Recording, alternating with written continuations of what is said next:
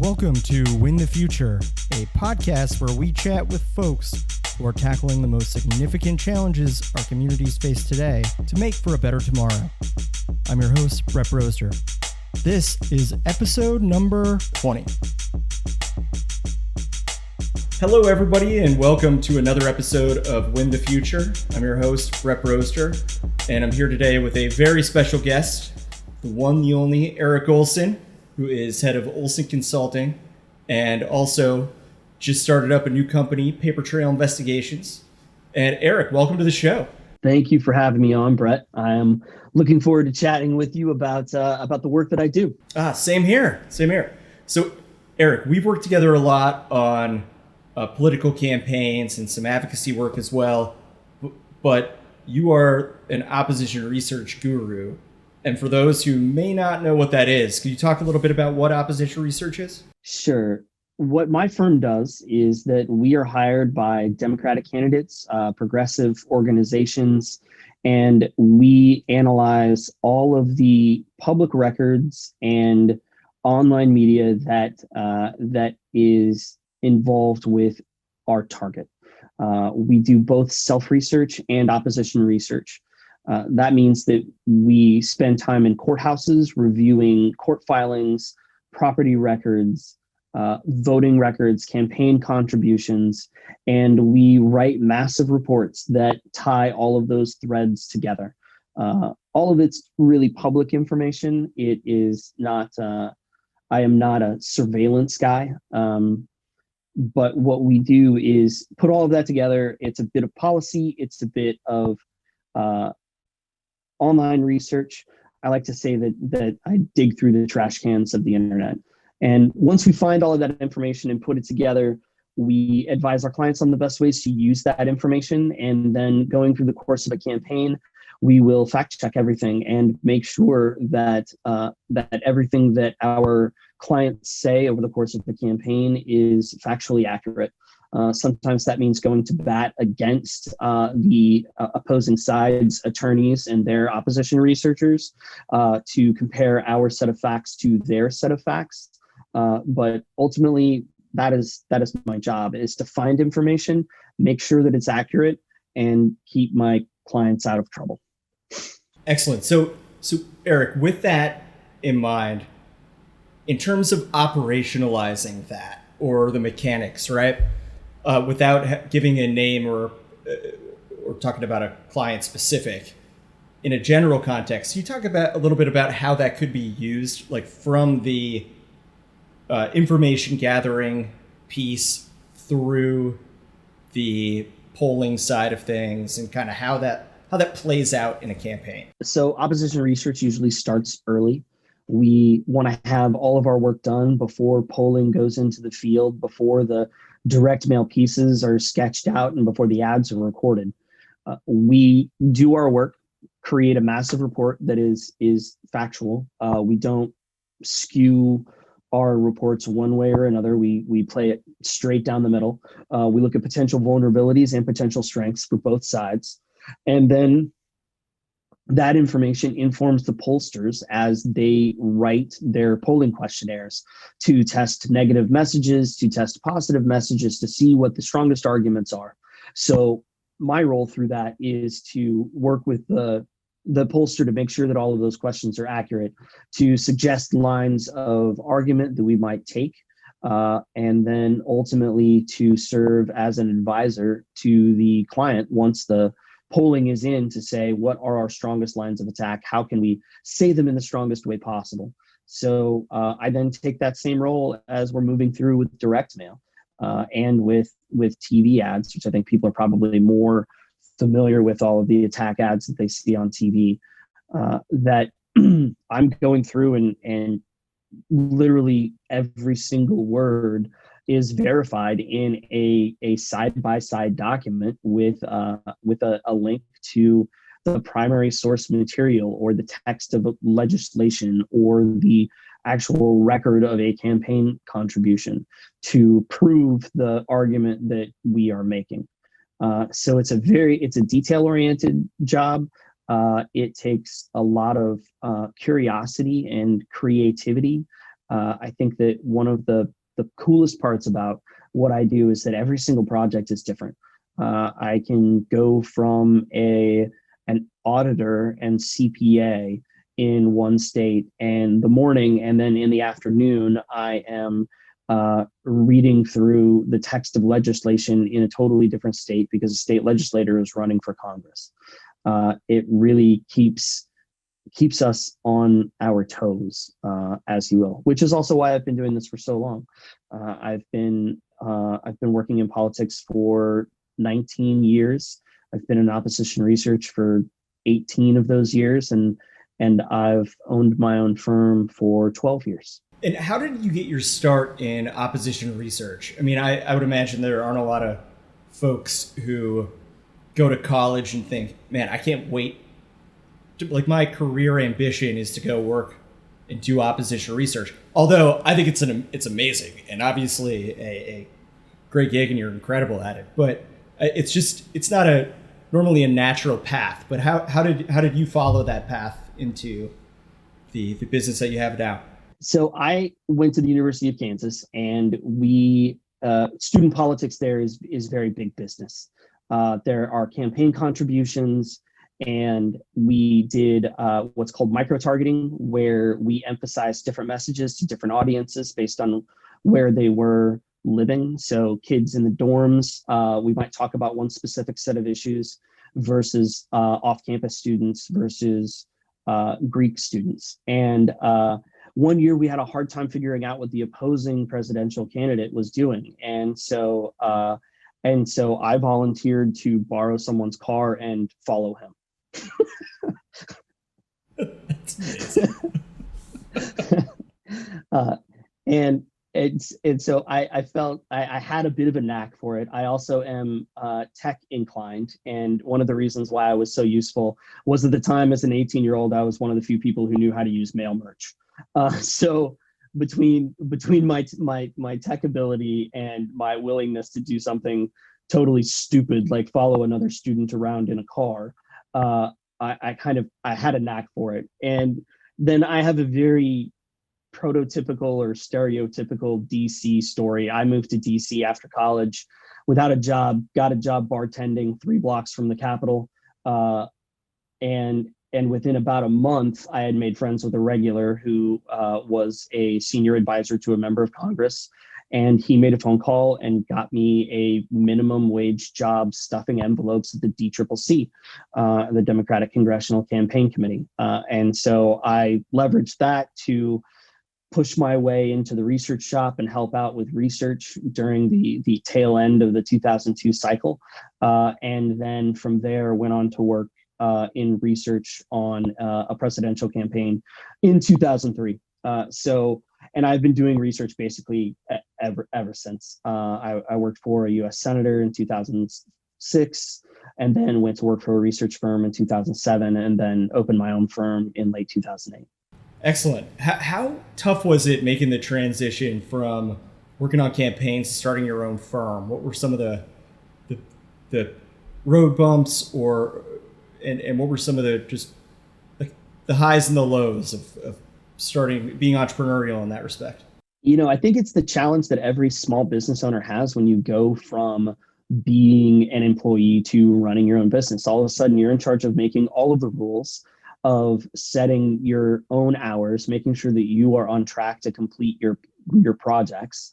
I didn't start out going from working on a campaign to having a big shop, and so my job was to direct all of the research. I was doing all of the research myself and balancing all of those tasks. I didn't have an employee, I think, until early 2010. So it was a year and a half before I had an employee at all. So I was doing it entirely on my own. So the challenges were that really was keeping myself on task, and being able to balance the needs of 7 or 8 clients who all wanted to have all of my attention, and since they were running for office, they deserved all of my attention. So it was a lot of long hours, and was challenging and stressful, but I came through it and continued to do it and succeed and added employees and took on bigger races and more complicated projects. And, in 2012, I got my private investigator's license. And so that I could do some of the things that I do for private for political campaigns, also for private sector clients.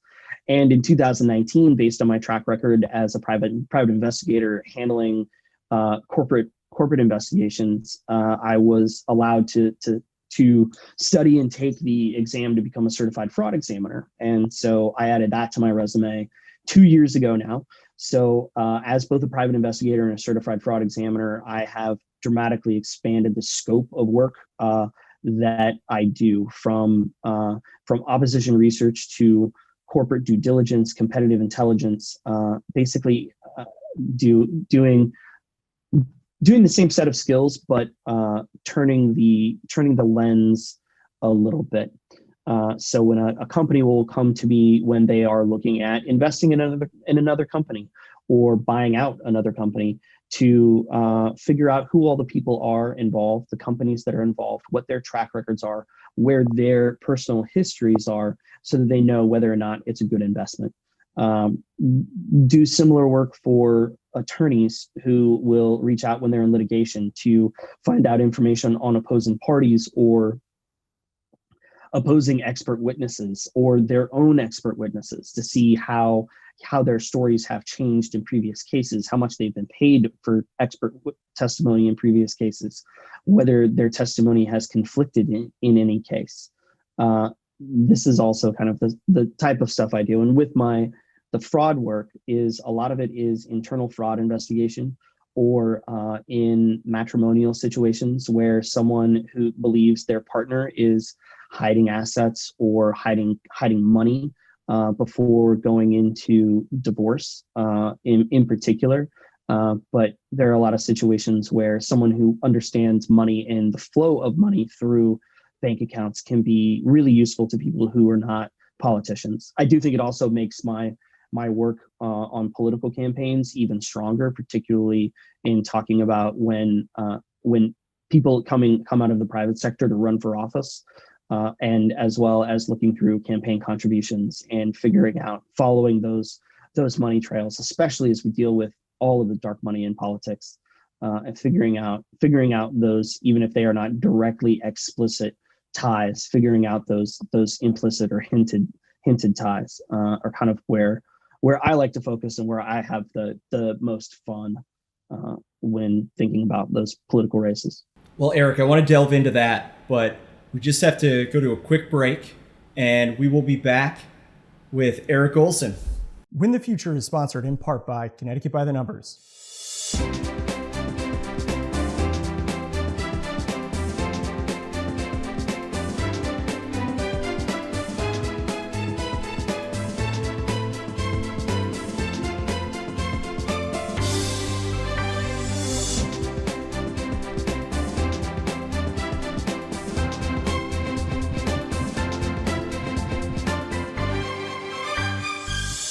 Hello, everybody, and we're back with Eric Ohlsen, the head of Ohlsen Consulting and a new firm, Paper Trail Investigations. And Eric, so before the break, we were talking about dark money, and so I want to explore that a little bit in terms of the proliferation of super PACs and independent expenditures, and how that side of things, being the soft side, campaign side, and then the hard side, which is candidate specific or PAC driven too, right? But can you talk a little bit about the differences in your work when it comes to both of those fronts? Sure. I think that the dark money side and the corporate money has made my life far more challenging. It's far more difficult to dive into those records. But the basics of what I do is to look at corporate registration statements at the state level, any federal registrations or federal filings with the FEC or the SEC. I'm looking for, is the registered agent the same? When were the dates of formation? who, like any name that is on the corporate filings, whether it's the same law firm that is representing multiple entities in their registration statements. In most cases, at least there is at least some disclosure on the corporate side, whether or not who the members or shareholders of the company are. So that is one of the ways to approach it. It's even harder with nonprofit organizations. The C4s, C6s. I actually had someone try to use a C17 once, which is veteran related, and allows them to spend money directly on political campaigns. It's the only nonprofit that allows for direct political spending is veteran organizations. And so this super shady individual set up a C17 so that he could use that money and funnel it directly into political campaigns. Smart. Wow. But yeah, there are all sorts of loopholes that you can dig into. So the combination of nonprofit tax returns, which are all public, although they're usually a couple of years behind. So if an organization has been around longer, it's far easier to track money all the time. And those nonprofit tax returns are readily available on the internet. ProPublica hosts the Nonprofit Explorer service, and another organization called GuideStar provides copies of years back nonprofit tax returns, and you can find anything out from, you can find out the amount of money they've brought in, how much money they've spent, what their assets are, do they own property, and even their highest paid employees. All of that is disclosed on the tax return. So even if you are curious about the local organization that is asking you for money, you can actually go to GuideStar or go to ProPublica, and you can look up and see, how much money are they actually spending on their mission versus how much money is going into their executive director's pocket. A little research tip for you. It's also interesting if you're job hunting. It's an opportunity for you to take a look and see what other people are being paid in the organization, or at least the top. I believe it's the top 5 employees plus anyone making over $100,000 has to be disclosed on their annual tax return on their 990. So that is one approach that I use to look at these third-party groups to figure out, what they are, who is behind them, where they're spending money. So Eric, you had also mentioned kind of the people job hunting. Well, so throughout COVID, obviously, a lot of people have unfortunately been unemployed, but which is awful, and obviously hoping that gets rectified soon. But in the midst of COVID, a lot of folks had different job changes, and the tools of the trade differed. But specifically for your purposes, and earlier you had mentioned that going to town halls to find property records. For example, you could have a situation you need to get property records, you can't go, or you can't send somebody to go. So how did you go about getting the information you needed without going through those normal channels?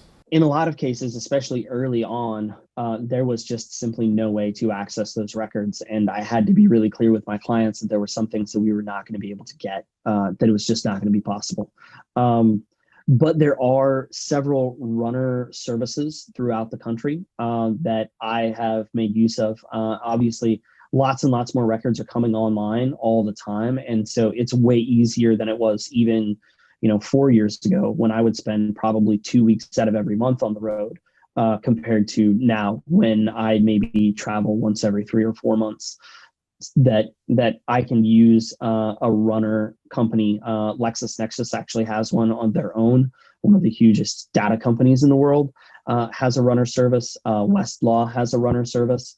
And then there are local runner services, which I actually prefer to use. They have a better handle on what records are available where they are.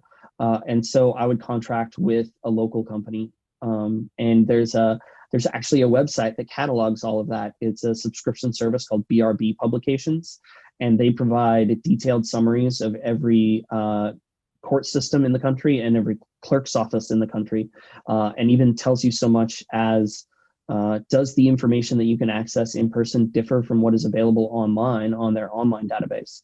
So there were times even when I had access online that I had to send someone in person to look at the records, and the clients actually like that because it is cheaper to send a local person than it is to spend several $1,000s for me to fly from DC to wherever I'm going to be and spend a week going through those records. Larger projects or projects where we don't know quite what we're looking for, as opposed to retrieving a specific record, those are the times when I am going to be on a plane and spending time in courthouses and clerk's offices, digging through old dusty file folders. Interesting. So with that piece of it being there and you starting this new business, a new venture, paper trail investigations in the midst of COVID, can you talk a little bit about that side of things, which is more corporate versus the political? I think there are a lot of similarities. I feel like my expertise in public records in particular, I had it was not a corporate case. It was a matrimonial fraud case where one partner there wasn't really an accusation. They had moved a property that the couple owned together into his own name, but we could not find him, could not find his location, and found a Facebook photo of him with his dog. And so, since vaccination records are public record, I called the county health department and asked and submitted a verbal request for all vaccination records associated with the owner's name, and those are filed by vets. They're not filed by the animal owner. And so I had his current address within 15 minutes because nobody lies to their vet. That's incredible. I learned that trick from in a continuing ed session for my CFE from a fairly legendary private investigator named Michelle Stewart, who suggested it. But then literally 3 months later, it was the trick that I used to identify the location of someone using public records on a matrimonial case. The corporate stuff is really very similar. It is a combination of public records and online investigation, digging into information that people accidentally leave online from public Google Drives and folders, which can expose lots of information, social media accounts, things that people accidentally post that they don't think about, that can provide insight into the work that they do and the company that they work for. And so the internet, in particular, social media with Facebook and Twitter, makes my life so much easier than knocking on doors and interviewing people and asking them to kind of some ways breach someone else's confidence and talk about them. So what's the continuing ed piece of the private investigation licensing side? What's that like? It depends on where you are licensed. So in Oregon, they required 20 hours every 2 years. I lived in Oregon for 8 years. And in DC, there isn't a continuing education requirement, but to maintain my certification as a fraud examiner, I have to do 20 hours a year. 10 of those have to be fraud investigative classes. 2 of those have to be ethics hours. And so I take the classes, pass exams. I've taken it's really fascinating stuff. Dark web investigations, criminal defense investigations. I took a 7-hour course on how to do criminal defense investigations from a legendary criminal defense investigator named Hal Humphreys. who runs I think it's PI Education and Pursuit, is the publisher of Pursuit magazine, which is an industry publication. So those are the types of things that I do to keep that certification, and I get to pick and choose, which is great. So I pick the stuff that really either interests me, like criminal defense investigations, which is an area that I don't have experience in, or areas that really focus on, fraud, embezzlement, public corruption, the types of work that I do on a kind of daily basis. Interesting. So, Eric, what advice would you give to somebody who wants to get into a kid who's in college and wants to get into private investigating or into opposition research? What would you tell to your younger? What would you say to your younger self? Go into media.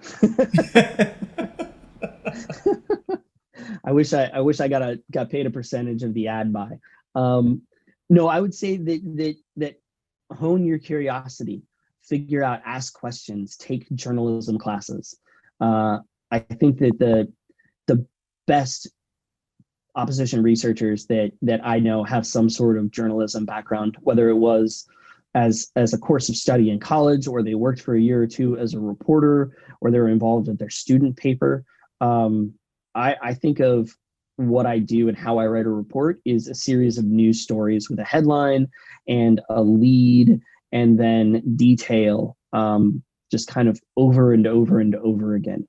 So I would encourage people to think about that, to think about an event that's happened to them or happened in their area, and think about ways that they could find out information about that event, whether it is a crime that has occurred that was public. Can you get copies of the police reports or the 911 call tapes or the call logs? Or if it's recent, you can look at the Snapchat map, which has public stories from the last 24 hours available on the web. So you can actually go and look at video from the actual event if there happens to be enough people. It's a very cool heat map of publicly posted videos on Snapchat over the last 24 hours that allows you can zoom in or punch in GPS coordinates and actually get right into whatever event you are talking about. I think that the biggest example of that I've seen told by law enforcement on a number of occasions is the Las Vegas shooting, because so many people were filming that, since it was at a concert venue, that they had just hours of minute or 2 minute long pieces of footage of the actual massacre that was happening, which was horrifying. But from an investigative standpoint, Snapchat's use in that investigation was just kind of mind-blowing, groundbreaking. Well, Eric, and kind of in line with your most interesting man in the world persona, you also have one more venture, which is you want to talk about it? Yeah, sure, absolutely. I actually have two new ventures. Really quickly. I have recently teamed up as an advisor with an international investigations firm that's just launched called J2 Risk Advisors, which is run by Paul and Tom Jabe out of Minneapolis. These guys are legendary investigators who have done some of the coolest, biggest cases in the country. And so I'm teaming up with people literally from around the world to work on some pretty high profile, cool cases. But the other thing that you were actually alluding to is that I also am in the process of getting my liquor license with my wife to start an online wine retail business and wine club too. So we are dealing with local liquor laws and signing a lease on a storage location. We lived in the Willamette Valley in Portland, Oregon for 8 years and have a bunch of relationships there, and have experience drinking really wonderful wine that isn't We have, there is obviously very good, very expensive wine, but there's also a lot of wine that's very good that's not expensive. And so what we're trying to do is provide wines that provide surprising value, and that kind of taste our palate, that hit our palates, which are pretty varied, from around the world. So that is the new adventure that we are embarking on. Nice. Well, Eric, I mean, so many different realms that you're in, which is fascinating and fantastic. Excellent. Well, Eric, always a pleasure catching up with you. And thanks to everybody for listening to another episode of Win the Future. Thank you for listening to the Win the Future podcast, sponsored by the strategic communications firm, A Better Campaign. Make sure to visit our website at abettercampaign.com/win the future. Please, don't forget to subscribe to our podcast on Spotify, Apple Podcasts, Stitcher, or wherever you get your podcasts, and share it with your friends. Thank you for tuning in. Please tune in again next Thursday for another episode of Win the Future.